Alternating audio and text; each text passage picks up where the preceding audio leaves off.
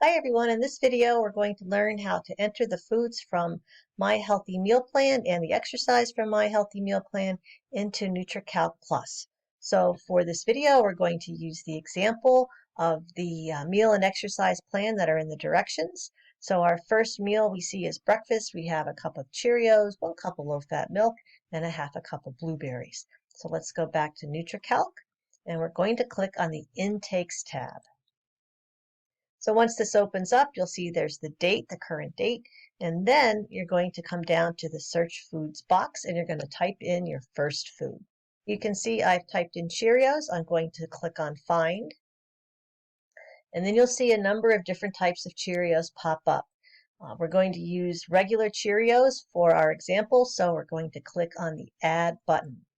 So once we do that, you'll see that we have to edit our meal. So we have to change this to breakfast, and then you're going to come over here and you're going to look at the amount and the serving size. So we have 1 cup, which is the default, and that's lucky because that's what we have on our meal plan. But let's say by accident you clicked a pound. And so that would be a very large error, entering a pound of Cheerios as opposed to 1 cup. So you have to be very careful on the serving size that you choose and also the number of servings. So we're going to click Save Changes. All right, and so now we're going to come back and we're going to type in our milk. Okay, so I typed in milk and we're going to click Find. And so you'll see there's a number of different types of milk here, and you have to choose the one that you entered on your meal plan. So on our meal plan, we entered low-fat milk, so we're going to come over here with 1%, we're going to pick Select Add. All right, so again, we have to change that to breakfast. And the amount on breakfast was 1 cup. Remember, you have the option of changing your serving size, so maybe you want to go with fluid ounces because maybe you drink 16 ounces of milk at breakfast. So make sure that you're very careful again with your serving size and then the amount. So again, because 1 cup is what is on the meal plan, we're going to go ahead and click Save Changes. All right, and then the next breakfast food we have blueberries. How was blueberries? So we're going to type in blueberries. We typed in blueberries. We see that fresh blueberries popped right up. So we're going to go ahead and click Add. All right, again, we have to edit this, change it to breakfast. Make sure you have the correct amount and the correct serving size selected. You can always change your serving size again with the drop-down arrow, and then you can always change the amount to customize it to fit your meal plan. All right, so we're going to click Save Changes. So let's look down here at what we entered. And what I want you to see is there's an error here where Cheerios was entered twice.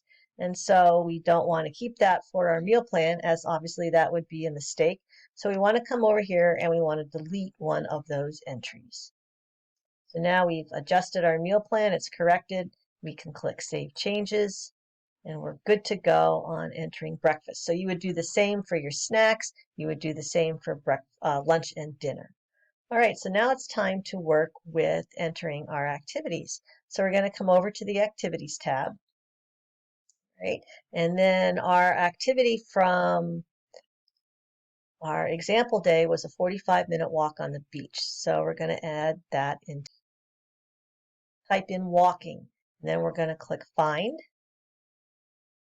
And you'll see a number of different options for walking. Walking on the beach is considered, I think, a pretty solid surface. So we can scroll down here and we find walking 3.5 miles per hour on a level firm surface at a brisk to moderate intensity. So I think that one sounds like it matches the intent of what's on our meal plan. So I'm going to click Add.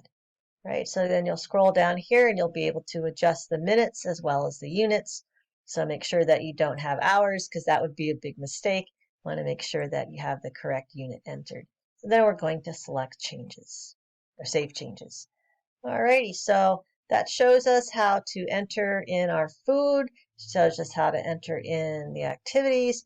And so with the next video, you'll be learning how to create the reports. So until next time.